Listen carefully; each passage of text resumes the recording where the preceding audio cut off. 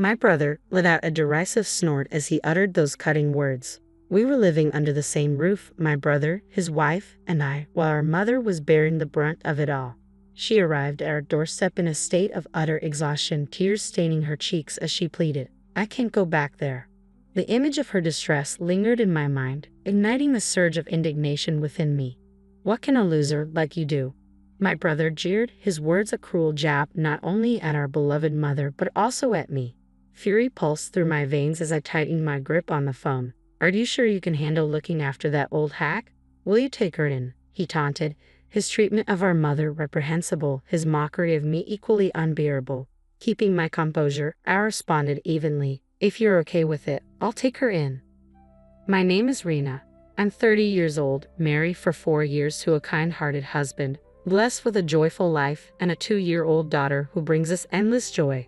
Glancing at the date on the calendar, I retrieved my smartphone. Today marks my mother's 58th birthday. "Happy birthday, Mom. Are you doing well? Is there anything troubling you?" I texted her, unable to shake off my concern. Her prompt response came, "Thank you for your text. I'm fine, dear. Don't worry. How are you and your family? I pray for your happiness always." Even after reading her reassurance, worry lingered.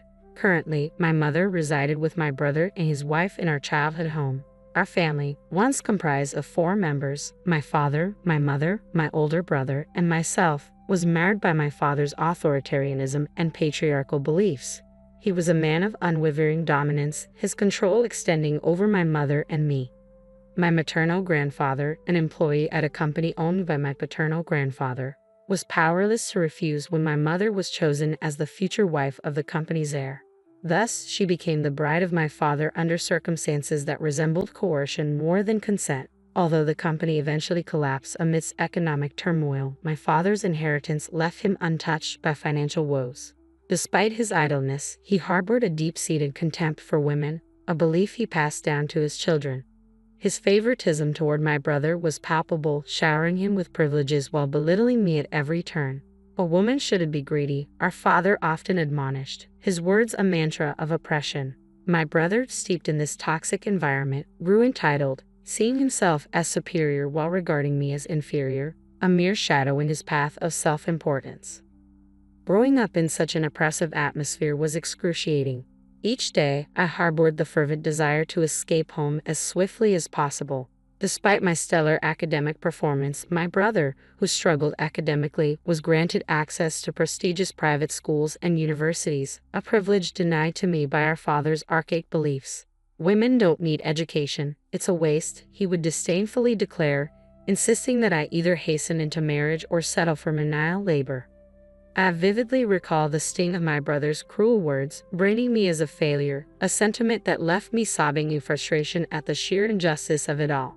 Yet amidst this adversity, my mother remained my unwavering ally.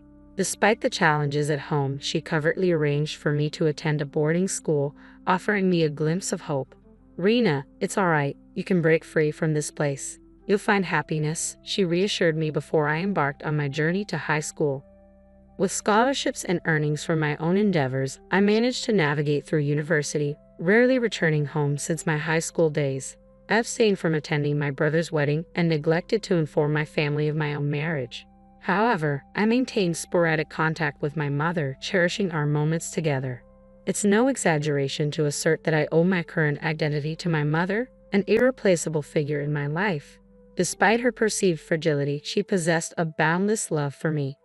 Her wish for my happiness echoed in my heart, a sentiment I reciprocated fervently.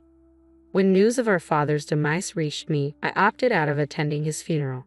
Yet a startling revelation for my mother unveiled the unexpected turn of events. On his deathbed, our father instructed my brother and his wife to return home and reside with our mother. Since then, they have been sharing the same household, a testament to my mother's enduring kindness and resilience. I yearned to speak up, to voice my concerns, but my mother's gentle assurance silenced my protests. So I held my tongue, maintaining contact with her despite the nagging doubts that plagued me. Bill, my brother, would he truly care for our mother? Was she genuinely alright? These questions gnawed at me incessantly, an unsettling sensation that refused to dissipate. Then, one fateful night, the shuddering of the intercom shattered the silence of our apartment. I rushed to answer, only to find my mother standing there, a shadow of her former self. Dressed in tattered garments despite the chilly autumn air, she appeared frail and trembling. "Mom, what happened? Are you all right?" I exclaimed, my concern palpable. In a voice barely above a whisper, she apologized for her sudden appearance, tears streaming down her cheeks. We welcomed her inside, my husband swiftly attending to her needs, offering warmth and comfort. As she settled in, her voice quivered as she began to recount her ordeal. Living with my brother and his wife, Nicole, had become a nightmare. They treated her as a servant, demeaning her with every task left unfulfilled. My brother's verbal abuse cut deep, labeling her as useless and a burden, while Nicole spewed insults and callously sold off her possessions. False rumors tarnished her reputation, painting her as a troublesome mother-in-law. My mother's health deteriorated rapidly under their tyranny, yet she endured silently, concealing her suffering from me. "Why didn't you tell me?" I lamented, my heart heavy with guilt. "Rena, I've burdened you since you were a child," she confessed, her words laden with remorse. "I hesitated to add to your burdens. I believed if I could endure it quietly." My mother's voice faltered, trailing off. Then, an email notification chimed, disrupting the heavy atmosphere. "It's from Nicole," she murmured, her hands trembling as she read the message aloud. "Where are you? The laundry isn't done, and there's no food. Do you want your belongings sold again?" The threat sent a shiver down her spine. "I'm sorry, Rena. I can't bear to return to that house," she confessed. Her words spurred me into action. Without a word, I retrieved my smartphone and dialed the number my mother had given me. My brother's gruff voice answered, demanding, "Who's this?" "It's Rena. Mom's with me," I replied evenly. "Oh, it's you," he retorted dismissively. "That old hag left without finishing her chores, huh? Tell her to come back immediately." "It seems you've been mistreating Mom," I interjected, my voice quivering with anger. "I've heard everything." My brother's response was a contemptuous snort. "Ha, what about it? What can a dimwit like you do?" he scoffed. "You've worked Mom to the point of illness, and you think that's acceptable. I won't allow her to stay with you any longer." "Think you can afford to support that old hag?" he sneered. "She's been a housewife all her life, incapable of anything and penniless. Are you planning to take her in?" "No more old hag talk. She was more than just a housekeeper," I retorted, my voice laced with fury. From the background, a voice, unmistakably Nicole's, chimed in. "They'd been treating my dear mother so poorly, even mocking me. I can't tolerate it," she declared. The surge of rage towards my brother and his wife intensified, my grip on the phone tightening with resolve. "I understand, brother. If that's your decision, then I'll take Mom in," I said calmly, despite the turmoil raging within me. "Well, if you're taking her, that's fine by me. It'll free up some space in the house. And I'll be relieved," he responded dismissively. "Understood. Mom will be living with me from now on, so there's no need to contact us anymore," I declared before ending the call. "Rena, I'll make sure to take good care of your mother too," my husband reassured me, gently taking my hand. Our daughter, sensing the shift in mood, happily climbed onto my mother's lap, calling her grandma. My mother hugged her tightly, tears of gratitude streaming down her cheeks.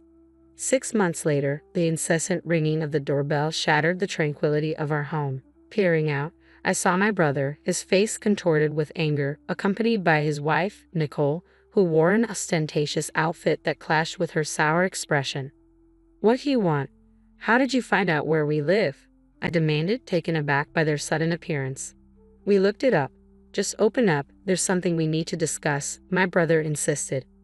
With my husband and mother at my side, I ushered our daughter into another room, preparing to confront them alone. Upon entering, my brother wasted no time in accusing, "What's this about our house being sold?" "Yes, we received the message. My company bought your house," I responded calmly, bracing myself for his reaction.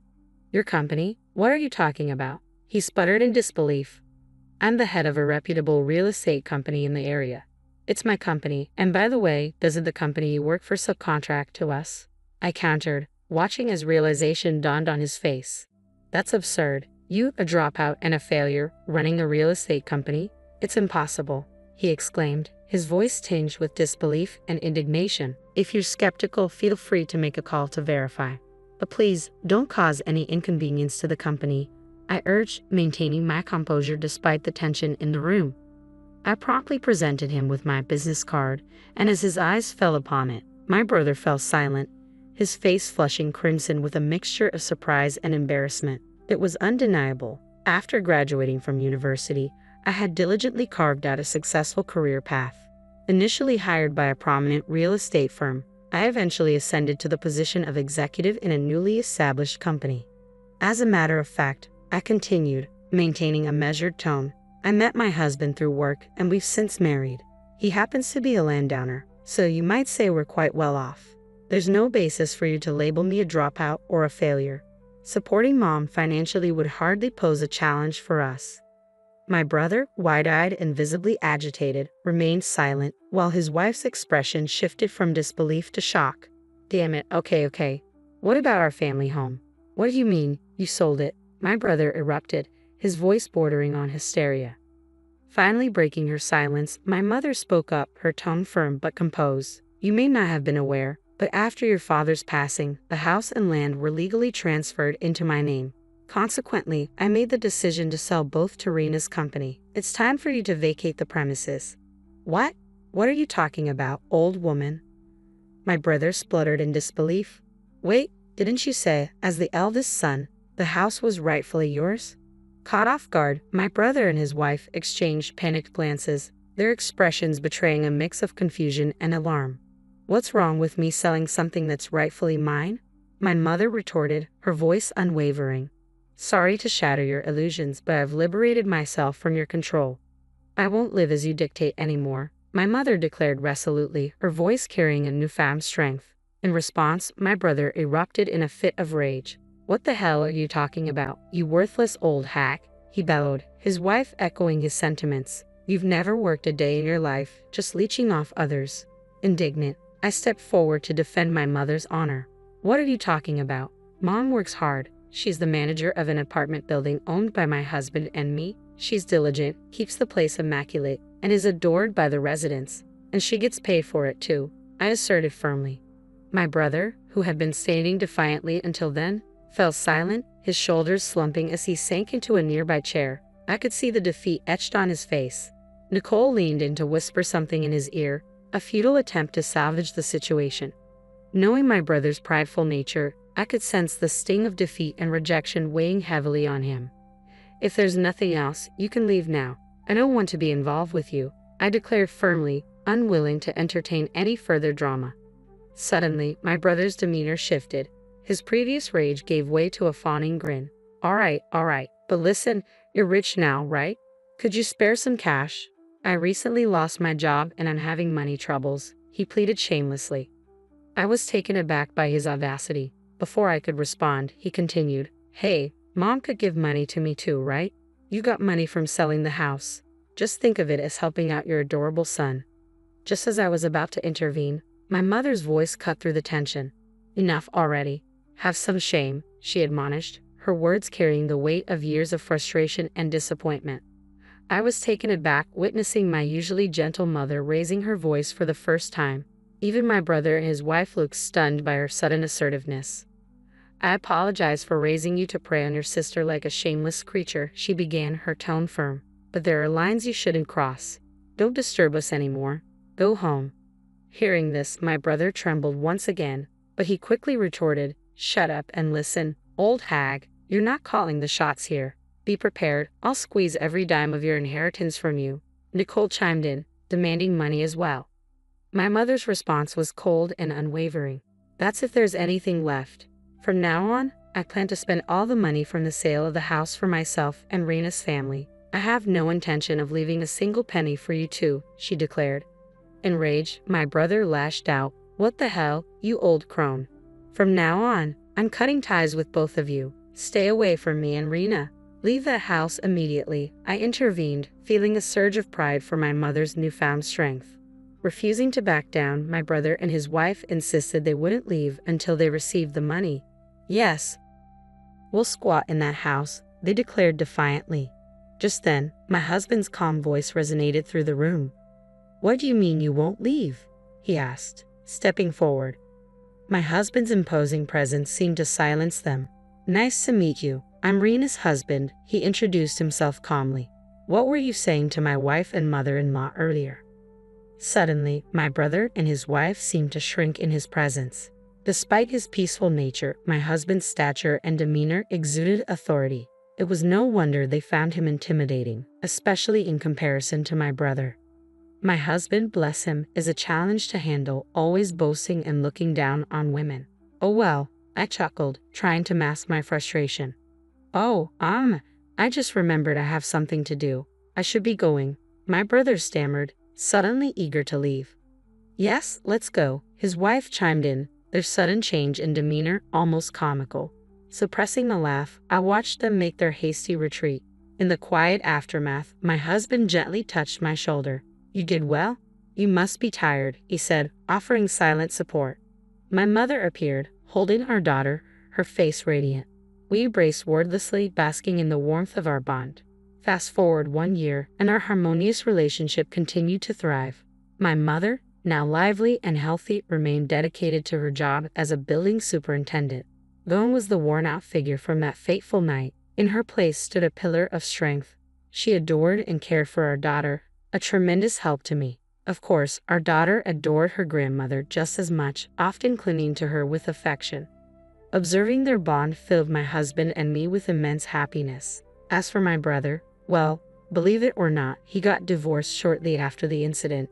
He lost his house and his fortune, and after revealing his pathetic state to my husband, Nicole quickly abandoned him. Currently, she's on the hunt for a new husband, but her nasty nature and money-hungry motives seem to be hindering her search. My brother now lives alone in a rundown apartment, struggling with part-time jobs. Frankly, I have no intention of helping him. He brought this upon himself. My mother and I have decided to distance ourselves from him completely.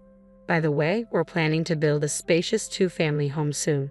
While we could continue living in the condo my husband owns, my mother pointed out that it would soon feel cramped as our daughter grows. "Let's use all the money from selling the house," she suggested eagerly. Grateful for her enthusiasm, we accepted her proposal, looking forward to a future filled with happiness in our new home.